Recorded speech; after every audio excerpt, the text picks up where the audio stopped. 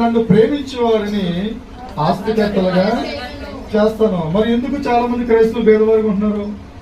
భేదవారికి ఎందుకు ఉంటున్నారు అంటే ఆయన ఆరాధించవలసినంతగా వీళ్ళు ఆరాధించట్లేదు, నామకార్థంగా ఉండిపోతున్నారు. నామకార్థం సాతానుడు అనేక మందిని మోసం చేస్తూ ఉంటాడు. నువ్వు ప్రార్థన దేవునితో సహవాసం చేస్తే నీ జీవితం మారిపోతుంది. సాతాను నీకంటే ఎక్కువగా సాతానికి బాగా తెలుసు. అందుకని నువ్వు ఏ పని ఇంట్రెస్ట్గా చేస్తావు, ఎండలో పని చేయకుండా చేస్తావు.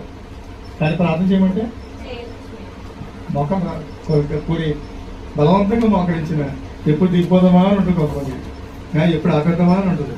ఎందుకంటే ఎల్లప్పుడూ కూడా సాతాన్ని పక్క నుండి నిన్ను ప్రేరేపిస్తూ ఉంటాడు అన్నమాట.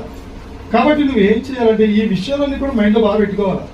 ఏది దేవుని యొక్క వాక్యాన్ని. అందుకే వాక్యం ఏంటంటే ఉపదేశముని నిరాకరింపక దానిని అవలంబించువాడు ఏమంటారు? ఇందాకే చదివారు, ఇందా చదివారా?